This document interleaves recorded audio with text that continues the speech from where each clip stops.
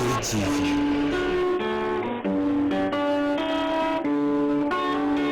KTV, la chance de tout le monde.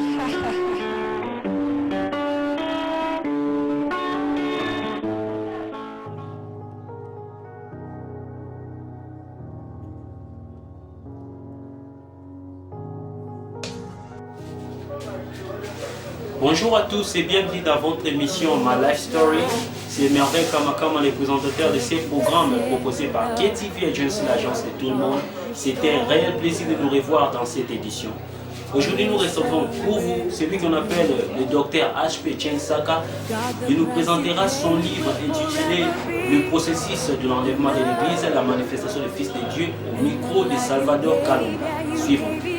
Bien-aimés frères et sœurs en Jésus, vous qui êtes appelés par sa grâce et qui attendez son retour, vous qui avez été choisis avant la fondation du monde par Dieu Créateur pour porter l'image de son Fils, que la paix vous soit donnée au nom de son Fils Jésus.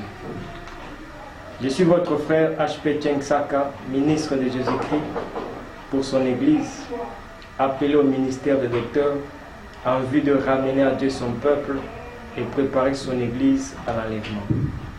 C'est donc dans le cadre de ces ministères que je me retrouve devant vous pour partager le message que le Seigneur nous a révélé pour vous qui êtes ses enfants. En effet, puisque c'est Jésus-Christ qui est le chemin qui mène à Dieu, il n'est pas possible d'aller au ciel sans passer par les traces qu'il a lui-même laissées sur la terre. Ainsi donc, nous venons proclamer à l'Église du Seigneur qu'elle est destinée à expérimenter la vie que Jésus a manifestée avant son ascension au ciel. Nous venons annoncer au peuple de Dieu qu'ils sont appelés à manifester l'immortalité sur la terre pendant 40 jours avant de monter dans les airs. Nous vous annonçons, vous qui êtes élus de Dieu, que vous êtes appelés dans ce troisième millénaire à vivre la manifestation des fils de Dieu, c'est-à-dire à manifester l'immortalité comme Jésus l'a fait avant d'aller au ciel. Nous venons proclamer aux élus de Dieu que nous sommes au troisième millénaire, au premier siècle de ces millénaires, c'est-à-dire au crépuscule du troisième jour de la résurrection. Nous venons dire aux enfants de Dieu que le temps de leur rédemption approche, le temps où ils ne mourront plus comme des hommes, car étant fils de Dieu, puisque Dieu ne mourra pas, ses fils aussi ne peuvent pas mourir. Nous venons révéler à l'humanité que ces siècles étant donc les derniers siècles, Jésus-Christ viendra en ces siècles. Pour vous en convaincre, nous avons mis à votre disposition l'ouvrage intitulé « Les ministères, le processus de l'enlèvement de l'Église, la manifestation des fils de Dieu ». Ces livres visent à éclairer les élus de Dieu sur la gloire qui les attend sur la terre durant 40 jours avant l'enlèvement, dans les ciels devant les anges, et durant 1000 ans sur la terre ensemble avec Jésus. Dans ces livres, nous avons démontré que les 40 jours avant l'enlèvement ne seront que la préfiguration ou l'avant-goût de la gloire que l'épouse devra manifester durant les 1000 ans de règne de Jésus sur la terre aux côtés de son époux. Pour prouver ce message, ces livres parcourent la Bible et établit et s'étend sur 15 chapitres pour prouver ce que nous sommes en train de dire. Notre premier chapitre s'intitule « La seconde arche de Noé ». Dans ce chapitre, nous avons 3 sous-points. Parlerons de l'arche prophétique de Noé, du corps de Christ et du nouveau temple de Dieu. Par l'arche prophétique de Noé, vous vous souviendrez que Jésus a dit ce qui s'était passé au temps de Noé se passera de même à l'avènement du Fils de l'homme. Sur le plan prophétique, il y a une arche spirituelle qui est en train d'être construite par Jésus. Et c'est la fin de cette arche qui conditionnera l'enlèvement ou la venue de Jésus. Alors, nous allons démontrer, ou nous avons démontré dans ces livres, que cette arche prophétique, ce n'est rien d'autre que l'œuvre de Jésus-Christ sur la terre par son esprit dans son Église. Alors, l'arche dont nous parlons ici n'est rien d'autre aussi que l'Église même de Jésus. Donc Jésus est à l'œuvre en train de construire son Église, en train de la perfectionner, jusqu'à ce qu'elle atteindra sa stature parfaite. Alors, une fois que l'Église de Jésus atteindra la stature parfaite, c'est à ce moment-là que l'arche sera fermée. Alors, c'est cette fermeture de l'arche ou de la maison de Dieu qui va conditionner le retour de Christ. Alors, cette arche-là, c'est ça même le corps de Jésus, c'est ça l'Église de Jésus. Alors, pour participer à cette arche, il faudra être baptisé du Saint-Esprit. Alors, celui qui est baptisé du Saint-Esprit entre dans le corps de Christ. Il entre dans l'arche de Dieu, ou l'arche prophétique de Noé, dont l'achèvement conditionnera le retour de Jésus pour l'enlèvement.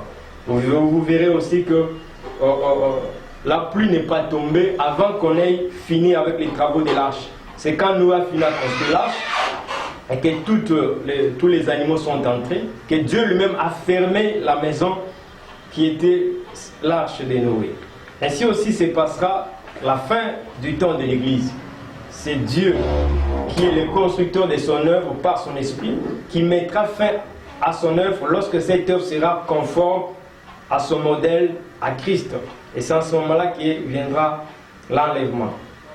Et c'est ce que nous pouvons dire sur le premier chapitre, sur la seconde ère de Noé. Alors, en ce qui concerne l'enlèvement des élus, nous avons démontré dans ces livres que l'enlèvement, ça sera le retour du Saint-Esprit vers les ciels. C'est ce que nous parlons dans le sous-point que nous avons intitulé Départ du Saint-Esprit. Alors, l'Église a existé par le Saint-Esprit. C'est le Saint-Esprit qui est à la genèse même de l'Église. Alors, à la fin de l'Église, ça signifie que l'Église est ramenée au ciel par le Saint-Esprit. Alors, pour être enlevé ou aller au ciel, il faudra être rendu captif du Saint-Esprit pour que lorsque le Saint-Esprit retournera, que vous puissiez retourner avec lui. C'est ce que nous appelons aussi les sabbats prophétiques. Ça signifie que le retour des élus au ciel n'est rien d'autre que l'entrée dans les sabbats prophétiques. C'est-à-dire, pour avoir travaillé sur la terre avec le Saint-Esprit, à la fin de la mission du Saint-Esprit, les élus de Dieu rentrent dans les repos au ciel.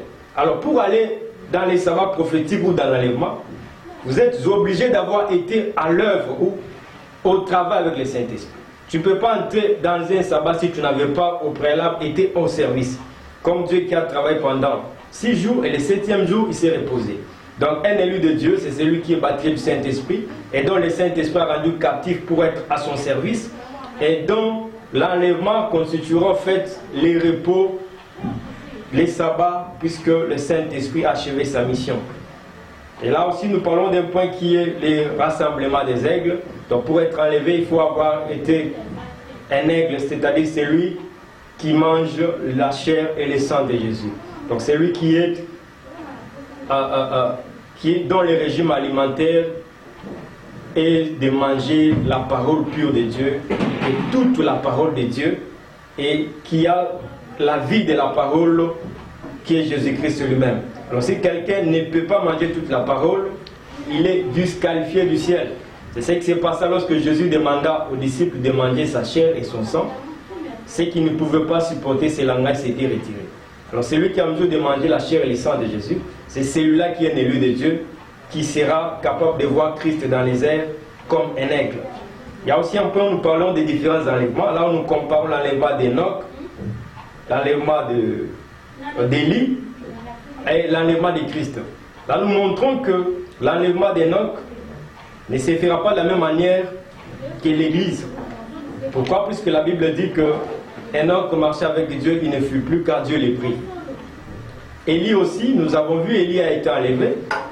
Mais différemment de l'enlèvement de Christ, nous n'avons pas vu là où Élie a été transformé, où il a revêtu l'immortalité pour aller au ciel.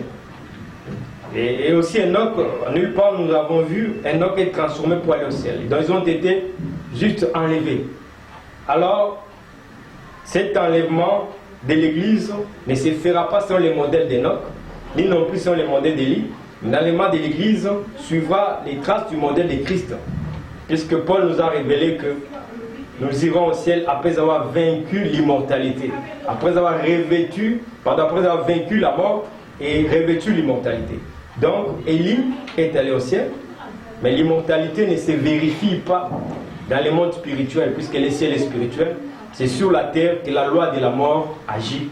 Et c'est donc sur la terre que l'immortalité doit être prouvée. Alors, c'est ce que nous expliquons dans ces chapitres. Alors, nous avons ici un chapitre 3 qui parle de la destruction et la restauration du temple de Jésus. Alors, Jésus-Christ avait annoncé que détruisait ces corps, ces temples, et dans 3 jours, je les rebâtirai. Alors, nous avons vu l'accomplissement de cette prophétie sur les temples physiques. Les temples de Jérusalem avaient été détruits. Et nous avons cette destruction jusqu'à ces jours. Mais là, Jésus-Christ a dit, les apôtres qui avaient relaté ces faits, nous disent qu'il parlait du temple et de son corps. Oui, effectivement, Jésus-Christ est mort, et 3 jours après, il est ressuscité. Et là, sur le plan prophétique, nous avons décrypté quelque chose, que cette prophétie concernait aussi le corps de Christ, qui est son Église. Et prophétiquement, l'Église de Jésus devait aussi mourir. Quoique beaucoup de gens ont du mal à comprendre que l'Église était morte. Oui, l'Église était appelée à mourir, comme Christ lui-même était mort. Parce que si vous ne croyez pas que l'Église était morte, alors vous allez aussi refuser de croire que Jésus-Christ n'est jamais mort. Et comme Jésus-Christ a été crucifié, il est mort, et après il est ressuscité. De la même manière que son Église devait suivre le même schéma, l'Église devait être détruite, devait mourir, et pour vivre la résurrection 3 jours après. Et c'est ce qui nous a poussé à intituler notre message, notre livre, que l'enlèvement est un processus. Alors, la destruction du temple de Jésus, qui est son Église, s'est passée après le départ des apôtres. Après le départ des apôtres, nous avons remarqué, si vous lisez l'histoire de l'Église, vous remarquerez que la prophétie de Paul s'est accomplie. Paul avait annoncé qu'après leur départ, les loups ravisseurs s'introduiront dans l'Église. C'est ce qui s'était fait durant les âges après le départ des apôtres. La parole de Dieu n'était plus la même que celle que les apôtres avaient annoncée. Les traditions des hommes étaient entrées, et puis cela a eu comme conséquence les replis du Saint-Esprit sur la terre.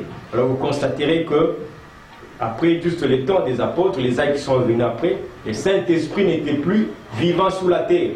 Parce que c'est la présence du Saint-Esprit sur la terre qui justifie la présence de l'Église. Alors comme le Saint-Esprit avait disparu de la terre, par le fait que les hommes avaient crucifié la parole, avaient introduit leurs pensées et leurs traditions dans l'Église, alors c'est ce qui avait justifié la destruction du corps de l'Église. On va voir comme si aujourd'hui nous avons les privilèges de porter des ministères que Dieu nous a accordés par sa grâce. Mais dans l'histoire, pour connaître Dieu, les gens allaient dans des écoles théologiques pour qu'on leur enseigne les traditions des hommes, la pensée des hommes sur Dieu. Alors c'est ce qui justifiait que les efforts des hommes étaient venus puisque le Saint-Esprit n'était plus à l'œuvre sur la terre. Alors j'appelle tout cela la mort de l'Église ou la mort du corps de Christ. Ainsi donc, comme l'Église était morte, il fallait qu'elle ressuscite le 3e jour. Alors durant les âges, les processus de la résurrection avaient été lancés, exactement comme le cas des ossements desséchés dans la vallée dans la vision d'Ézéchiel. Alors nous avons vu que les ossements ont commencé à se rassembler et petit à petit la chair revenait jusqu'à ce que l'armée a été ressuscitée. C'est ce qui s'est fait.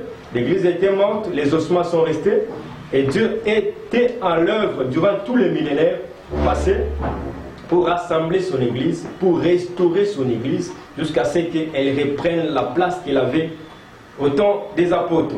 Alors, c'est ce processus-là que nous avons appelé ici la restauration du temple de Jésus ou la résurrection du corps de Christ. Alors nous sommes dans ce processus-là. Dieu est en train de ressusciter, de restaurer son Église ou d'amener son Église à la résurrection pour qu'elle s'identifie à l'Église des apôtres.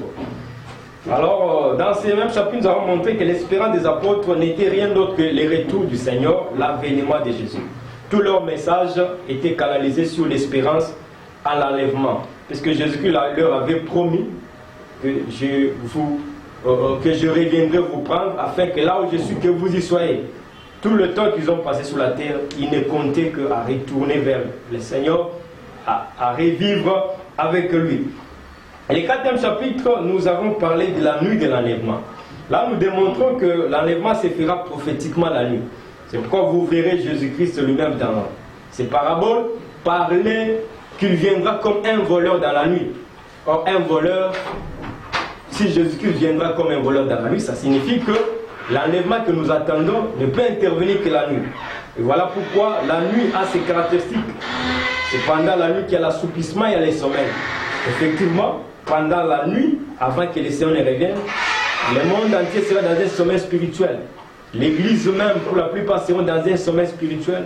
C'est juste une minorité des élus de Dieu qui échapperont à ces sommeils et qui pourront entendre la voix de Christ pour aller à sa rencontre.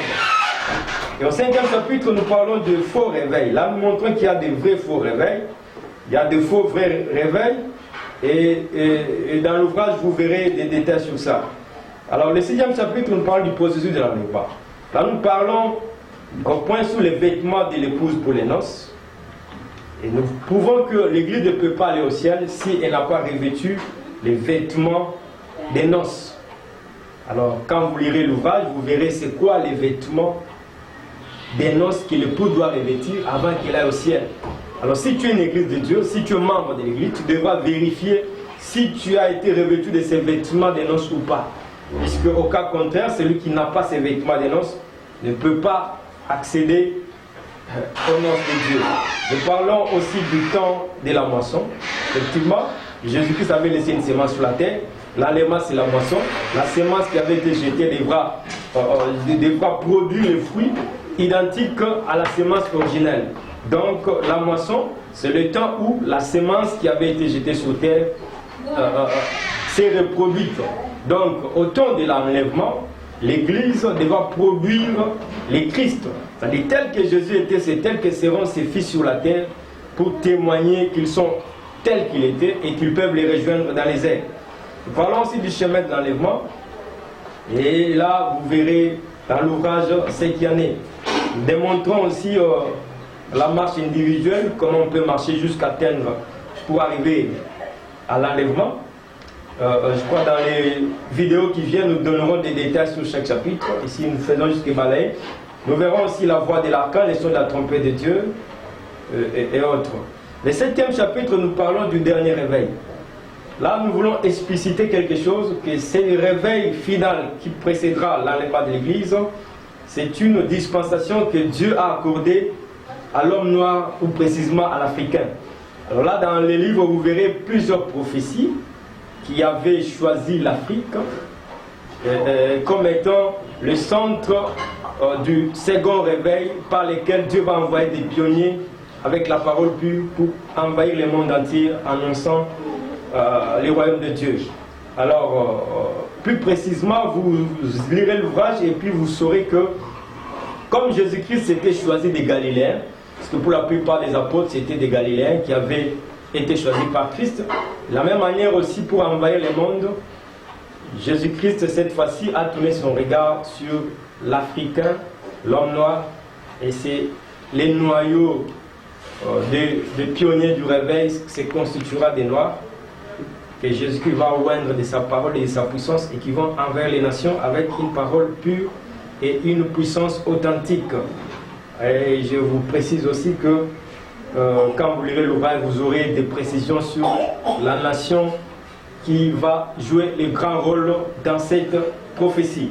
Au 8e chapitre, nous parlons de la destinée politique de l'Église restaurée. Donc après la restauration de l'Église, il y a la mouvement du Saint-Esprit qui va animer ces pionniers du réveil, mais avec un message qui va envers toutes les nations. Et dans l'ouvrage, vous verrez de quoi il s'agit. Et c'est ce message-là qui, lorsqu'il sera annoncé, va entraîner la persécution. Puisque nous avons dit que l'Église devra être ce qui était Christ avant son départ. Alors c'est ce message qui sera annoncé qui va entraîner la persécution. C'est cette persécution de l'Église qui va démontrer la victoire de l'Église sur la mort. Parce qu'on ne peut pas parler de la victoire sur la mort si on n'est pas en face de l'épreuve de la mort. Christ a vaincu la mort puisqu'il était mort et il a vaincu le séjour des morts. Souvenez-vous, Jésus-Christ a dit qu'il bâtira son église et que les portes du séjour des morts ne prévaudront pas contre elle. Cela signifiait que la mort ne pouvait pas retenir l'Église captive. C'est pourquoi même nous avons vu que l'Église devait ressusciter après 3 jours. Or, nous sommes au 3e jour, au 3e millénaire, donc au temps de la résurrection de l'Église. C'est donc dans ce temps ici, de ces 3e millénaires, que nous vivrons tout ce que nous sommes en train de vous annoncer. Donc, il y aura la persécution de l'Église, et c'est dans cette persécution que l'Église sera victorieuse, puisque il leur sera impossible de la vaincre par la mort, puisque revêtue de l'immortalité. Et là, nous voyons aussi la grande tribulation qui va s'ensuivre, puisque l'Église des élus sera enlevée et la persécution va continuer dans ce qu'on appelle la grande tribulation sur le reste de l'épouse. Et c'est ce que nous explicitons dans Apocalypse 12, 1 à 17. Donc dans l'ouvrage ou dans les prochaines vidéos, nous donnerons les détails de tout cela. Au 2e chapitre, nous parlons du mystère du dernier signe de son avènement. Alors, les gens savent que Jésus-Christ avait promis beaucoup de choses précédant son retour. Mais ici, nous donnons une précision que les derniers signes qui annoncent qu'il vient sont faits la saison de la manifestation des fils de Dieu. Lorsque vous vous rendez compte que les fils de Dieu sont manifestés, comprenez que l'Église n'a que 40 jours pour aller au ciel. Donc les derniers signes que le monde attend voir, c'est l'adoption ou la manifestation des fils de Dieu. Donc une fois que les fils de Dieu sont manifestés, l'enlèvement n'a que 40 jours pour qu'elle se produise. Donc, pour le prouver, nous parlons du mystère de l'interaction des ciels et la terre, que vous lirez dans l'ouvrage. Nous parlons du mystère de la pluie et de la nuée. Nous parlerons du douleur de l'enfantement de la terre. Parce que quand Jésus-Christ avait annoncé des tremblements de terre, cette annonce est une prophétie qui annonçait que la terre devait produire les fils, c'est-à-dire enfanter ce qui a été tué ou absorbé dans son sein. Donc les douleurs de l'enfantement de la terre, les tremblements de terre autres, ne sont qu'un message qui annonce que la terre doit produire ce qu'elle avait absorbé. La terre avait absorbé Adam, la terre doit vomir Adam. Ça veut dire que Adam ressuscité, c'est ça même le symbole de Christ ressuscité. Une parenthèse que je vous ouvre, si vous voulez connaître ce qu'était Adam avant le péché, je vous envoie vers la vie de Jésus après la résurrection. Donc Christ ressuscité a vécu exactement comme vivait Adam avant le péché. Donc dans les prochaines séances, nous donnerons de précisions sur ça. Nous parlerons aussi du mystère des faux Christ et des faux prophètes. Nous parlerons aussi du mystère du soleil, de la lune et des étoiles au temps de la fin. Donc c'est au chapitre 10 que nous donnerons tous ces détails. Chapitre 11, nous parlons de la manifestation des immortels. Là, nous allons démontrer que la vie de Jésus sur la terre, tout ce que Jésus a fait, ses miracles et autres, n'était qu'une préfiguration de l'immortalité qui devait venir dans l'homme sur la terre. Et nous montrons aussi que Jésus-Christ ne sera vu que par les immortels. Donc si tu ne vis pas, tu ne subis pas l'expérience de l'immortalité sur la terre, tu es déjà exclu de l'enlèvement. Nous parlerons du second jardin d'Éden, qui est en fait la nouvelle arche de Noé. Nous démontrons ici un schéma clair, puisque quelqu'un peut ne pas croire ce que j'ai dit, mais c'est la parole de Dieu. Pour vous en rassurer, vous voyez ce que c'était passé en Éden. Une fois qu'Adam a péché, Adam a été chassé de l'Éden. Mais Dieu avait dit, le jour que tu mangeras l'arbre, tu mourras. Mais il n'est pas mort automatiquement. Mais seulement, les jours qu'il a mangé l'arbre, il a découvert qu'il était nu et Dieu l'a chassé du jardin. Et plus tard, il est retourné à la poussière. Et là, vous comprendrez que le chemin de retour ne peut être qu'identique. C'est-à-dire, Jésus-Christ est venu comme sauveur de l'homme. La parole a été annoncée par ses serviteurs. La Bible dit, celui qui croit en sa parole est sauvé. Ça signifie que comme Adam avait écouté les serpents, les jours qu'il a écouté les serpents, il était mort. Parce qu'il s'était séparé de Dieu. Mais ce n'était pas les mêmes jours qu'il était retourné à la poussière. Quand nous recevons Jésus, nous sommes sauvés. Nos âmes sont sauvées. Mais notre corps continue à subir les conséquences de la mort. Mais puisque la mort était intervenue dans la chair, après que l'âme d'Adam s'était séparée de Dieu, il est logique que une fois que l'âme se réconcilie avec Dieu, que la chair manifeste l'immortalité. Mais puisque la mort dans l'âme ne s'était pas manifestée les mêmes jours dans la chair, c'est logique que nous avons cru en Jésus, nous continuons de mourir jusqu'au temps de la rédemption du corps. De la même manière qu'Adam, en mangeant le fruit de l'arbre, n'était pas mort le même jour. Ainsi aussi, en croyant en Jésus, on ne devient pas, on n'est pas délivré de la mort dans la chair le même jour. C'est jusqu'au temps de la manifestation des fils de Dieu, au temps de la rédemption du corps, au temps de l'adoption, que les fils de Dieu ne pourront plus mourir comme des hommes. Ils démontreront qu'eux ont été rachetés par Jésus. En fait, ce temps-là, qui est l'achèvement même de la mission de Jésus. Parce que les gens peuvent se dire, mais Jésus-Christ est venu. Qu'est-ce qui prouve que c'était lui le sauveur, puisque nous continuons de mourir? Oui, cela est vrai, puisque la mort est aussi dans les mêmes processus que la vie. Puisque, la vie est dans le même processus que la mort. Comme la mort a commencé par être spirituelle, après elle a été démontrée dans la chair. De la même manière, la vie aussi est entrée dans l'esprit, dans l'âme, et finira par se manifester dans la chair au temps de la manifestation des fils de Dieu. Et je vous annonce que nous sommes au 3e jour, c'est-à-dire au 3e millénaire. Nous sommes au temps de la résurrection, et c'est que je vous annonce n'est plus à attendre dans les siècles à venir. C'est déjà dans ces siècles que vous vivrez toutes ces choses. Alors nous pouvons cela aussi à travers la traversée de la mer Rouge, avant le 3e exode. Il y a des écritures qui sont dans l'ouvrage par lesquelles nous démontrons ces choses. Nous allons démontrer aussi que même les symboles, le mystère du baptême d'eau ne préfigure que l'annonce de l'immortalité que l'homme devra revêtir autant marqué par Dieu s'il a reçu Jésus dans sa vie. Donc tout celui qui a reçu Jésus, qui est né de l'Esprit, baptisé du Saint-Esprit, est destiné, est programmé pour manifester l'adoption, l'immortalité autant marquée par Dieu. Alors nous avons au 2e chapitre où nous parlons du mystère du temps circulaire pour confirmer toujours ce que nous sommes en train d'annoncer dans ce message de la manifestation des immortels sur la terre pendant 40 jours avant la disparition ou l'enlèvement. Donc c'est ça le message clé que nous venons annoncer à l'Église, qu'il y a l'enlèvement qui va s'opérer.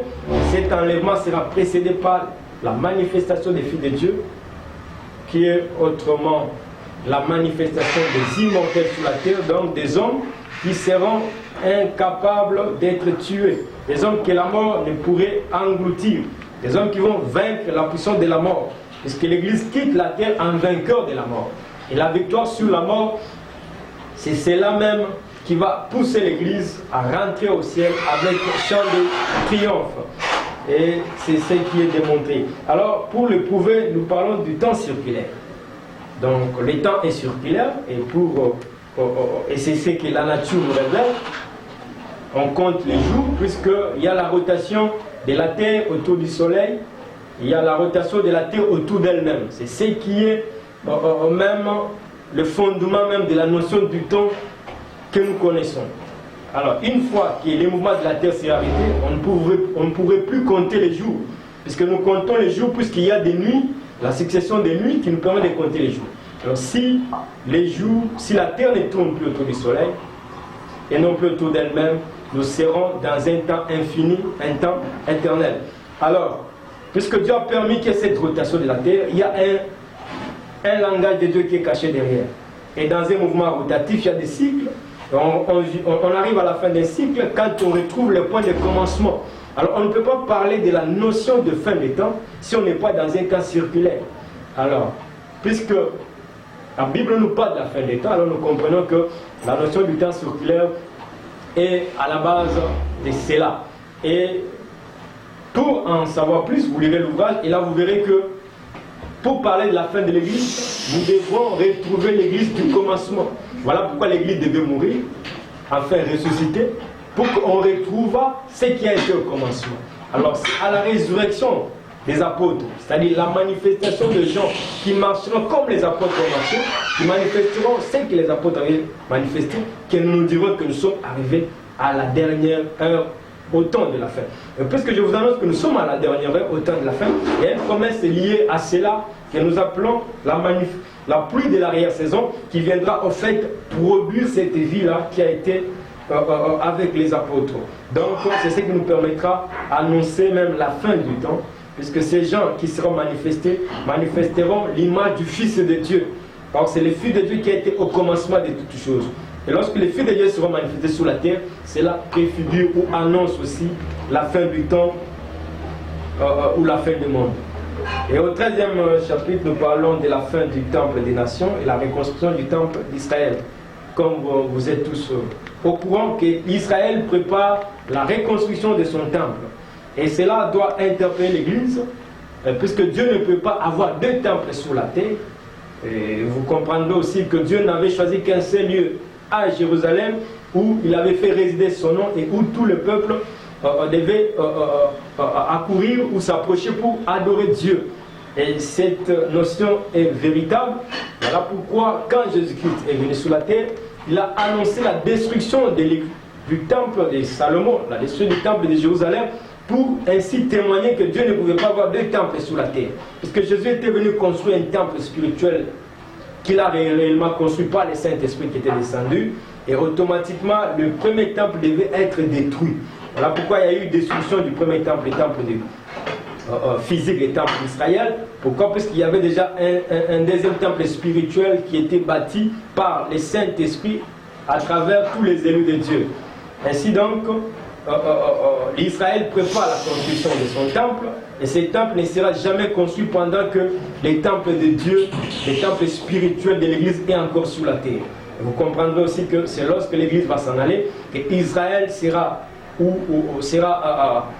dégagé pour qu'elle construise son temple. Donc l'enlèvement de l'Église donne l'effet vers à la construction du temple de Jérusalem, et dont la construction va entraîner la bataille d'Armageddon qui va conduire le Christ à revenir encore sur la terre pour réinstaller les règnes millénaires. Oui, au 4e chapitre, nous parlons du 14e chapitre du règne millénaire. Ce qui signifie que le ciel n'est pas tout. Ceux qui sont montés au ciel redescendront encore sur la terre pour régner avec Jésus sur la terre. Et vous comprendrez qu'ils descendront avec Jésus pendant la bataille d'Armageddon. Et en ce moment-là, s'installera le règne de Jésus sur la terre. Et enfin, pour finir, nous posons des questions simples pour savoir, au ciel, ceux qui vont monter au ciel, les élus, qu'est-ce qu'ils iront faire au ciel? Alors là, nous démontrons qu'il y a une différence entre les appelés et les élus. Jésus a dit qu'il y a beaucoup d'appelés et peu d'élus. Nous démontrons dans ces livres la différence entre les appelés et les élus. Nous parlons de 144 000. Nous allons démontrer dans ces livres qu'il y a 244 000 en Apocalypse. Il y a 140 000 qui concernent Israël, il y a aussi 140 000 qui concernent l'épouse. Alors les détails sont dans l'ouvrage. C'était là en quelques mots les quelques éclairages que nous avons fait sur les 15 chapitres de notre ouvrage. Alors retenez que les messages clés que nous annonçons dans ces livres, nous voulons que l'Église comprenne que l'Église ne sera pas enlevée sur les modèles d'Élie ni les modèles d'Enoch, mais l'Église sera enlevée sur les modèles de Christ. Voilà pourquoi Jean dit tel qu'il est, c'est tel que nous sommes.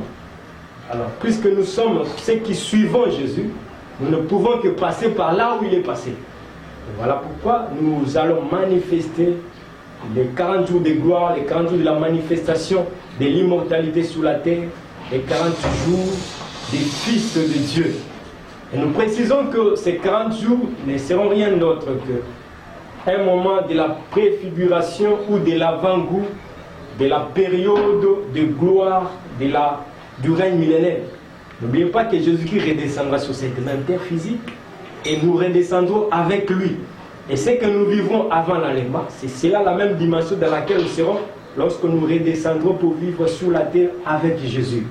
En fait, c'est cela le message que nous annonçons à l'Église. Et plus de détails, les références bibliques et autres, vous les avez dans l'ouvrage. Et l'ouvrage a une base qui est biblique. Vous verrez, lorsque vous allez vous en procurer, que nous donnons d'abord les écritures de la parole, de la Bible, et c'est ensuite que nous faisons un petit commentaire. Alors, si vous avez à contredire ce message, vous n'aurez pas affaire à nous. Vous aurez affaire aux Écritures qui confirment tout ce que nous avons mis à votre disposition. Ainsi, puisqu'on ne peut pas parler de Jésus plus que lui-même, Jésus-Christ a parlé de lui-même en passant par les Écritures. Ainsi, tout ce que nous avons dit, ce n'est pas notre propre invention. Ce sont des choses que le Seigneur, par son esprit, nous a juste éclairées sur les Écritures. Ce n'est pas en fait une nouvelle révélation, puisqu'en fait, nous nous sommes servis que des Écritures qui sont dans la Bible. Et nous avons soumis à la disposition de l'Église l'éclairage que le Seigneur nous a fait sur sa parole, pour que nous puissions comprendre les promesses qui nous attendent et que nous puissions mettre notre foi là-dessus. Parce qu'il y a un fait, on ne peut pas vivre ce à quoi on ne croit pas. Donc la foi nous permet de vivre ce que Dieu nous a promis. Donc si tu n'as pas ces connaissances, tu ne sauras pas les vivre. Puisqu'en fait, nous avons posé une question dans l'ouvrage, qui iront-ils faire au ciel? Il y a ceux qui pensent que nous irons au ciel adorer Dieu. Nous irons au ciel louer Dieu avec les anges. Mais ça, c'est une erreur grave. Parce que si toi, tu as dans ta conception la philosophie que tu iras au ciel pour louer Dieu ensemble avec les anges, tu t'es déjà disqualifié du ciel. Puisqu'en fait, tu iras au ciel comme épouse pour participer à la gloire de Dieu avec l'épouse, avec l'époux. Alors, si c'est l'époux qui a l'honneur au ciel, alors c'est toi qui vas participer à sa gloire ensemble avec lui. Alors, vous voyez que ce message vient préparer l'épouse à l'enlèvement. Parce que si tu ne sais pas ce que tu vas faire au ciel, qu'est-ce que tu iras y faire? Tu ne sauras pas y aller. Puisque au lieu que tu sens, que tu comprennes que c'est toi qui as l'honneur, tu te mettras à la place des gens et pour rendre gloire à qui? Alors, nous avons toutes ces pressions dans l'ouvrage qui permettent à l'Église de connaître ce qui l'attend avant l'enlèvement, ce qui vivra dans les ciels et ce qu'elle devra manifester lorsqu'elle descendra sous la terre avec l'époux pendant les règnes millénaires. Voilà en bref les messages que nous avons mis à la disposition de l'Église du Seigneur. Le Seigneur vous bénisse.